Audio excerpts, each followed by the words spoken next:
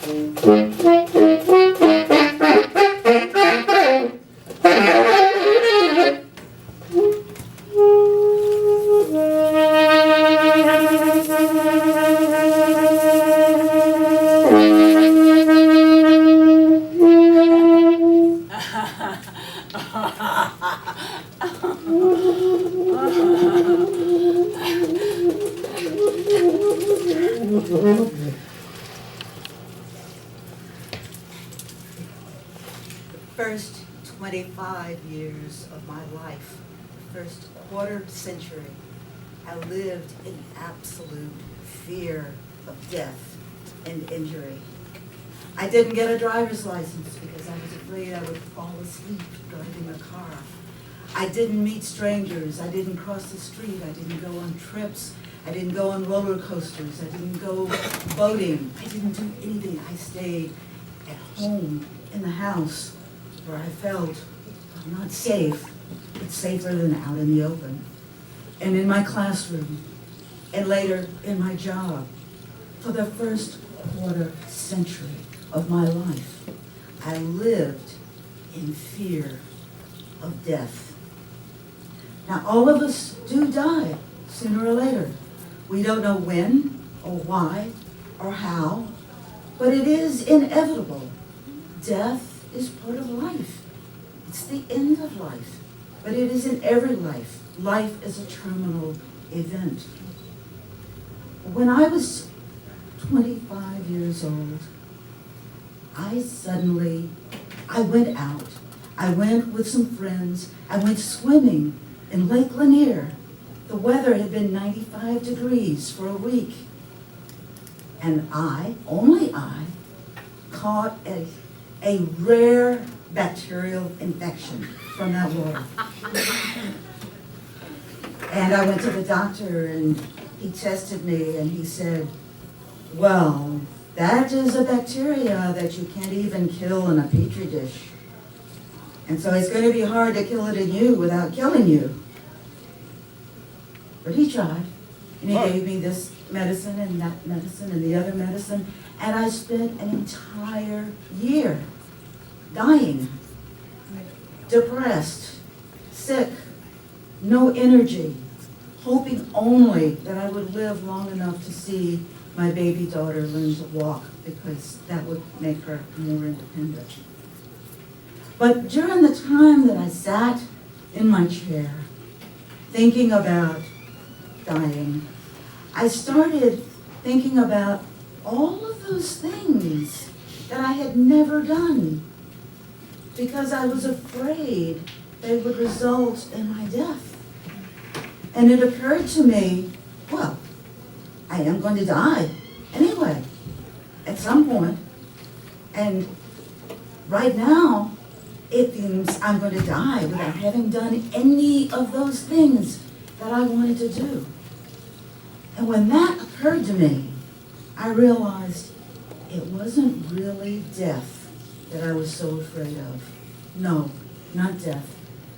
I had been afraid of life and kept myself contained in a small box. And miraculously, just about the time that dawned on me, my doctor called and said that there was an experimental drug that might be dangerous, might have side effects, and these days it is off the market because it did have very negative side effects. But he treated me with that drug, and it cured me. I was well, and I woke up in the morning thinking, this day is a gift. It's a day I never expected to live. And so the very next day, I went out and I started driving a car for the first time. At age, actually I was 28. Driving a car for the first time, trying to learn how to drive it.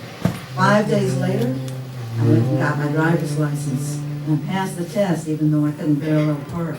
And then I got in the car and I drove all the way across the United States to go visit my family in California.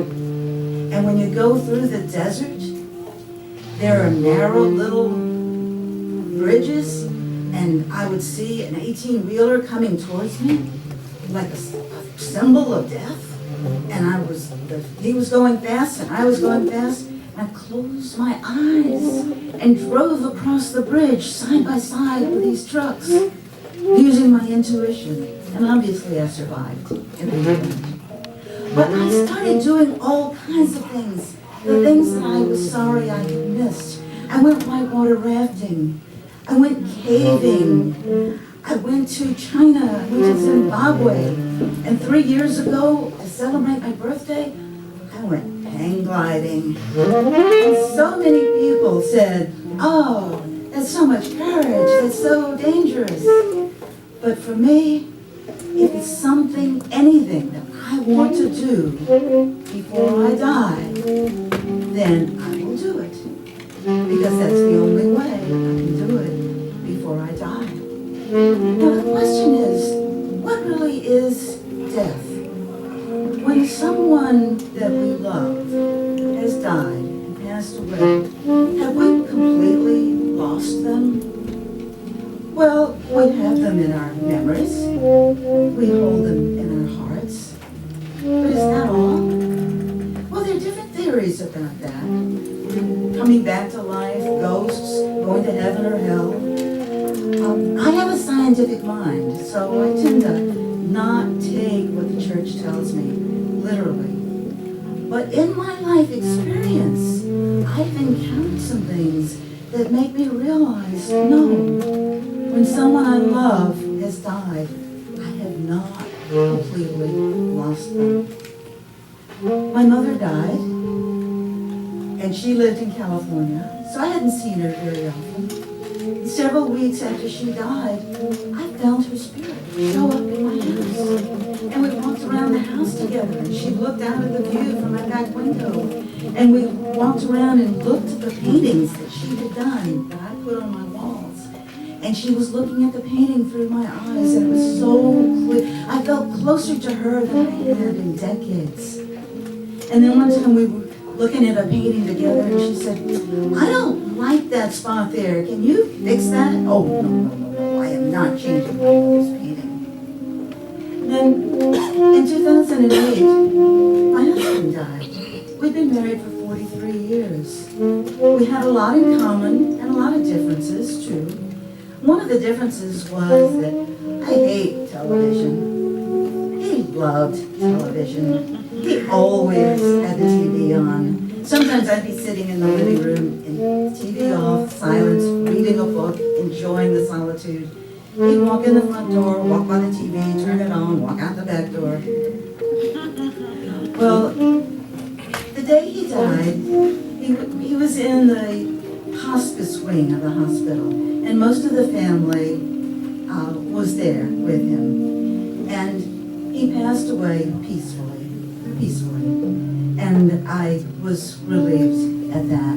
Sad to lose him, but glad for the peaceful way he drifted away. But all of my family members, my children, my grandchildren, his sister, everybody was sitting in isolation, in a fetal position, in grief and pain and sadness. And I looked, me too, and I looked around and I thought, no, I'm the matriarch now. I need to help my family. So I asked everybody to stand up and get in a circle and hold hands. And I told stories about their father. And all of a sudden, the TV turned itself on. Now, it had been, I had turned it off once he went into his coma, because it was really annoying me. And he was in a coma, so I figured he didn't see it. And we're standing in a circle, holding hands. Nobody's near the TV. Nobody has the remote control. And I just feel confident that his spirit rose up, went across the room, turned on the TV, and went out the door. Only he would have done that. So when you lose someone you love,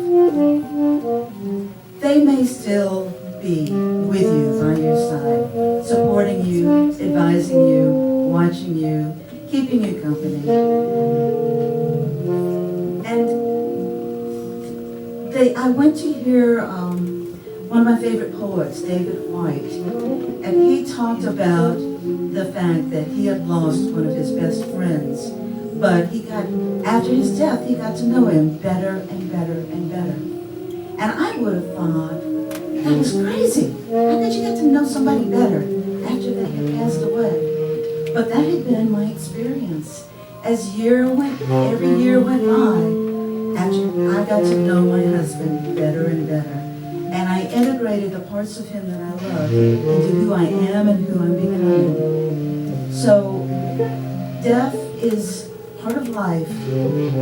Life is doing what you want, living without fear.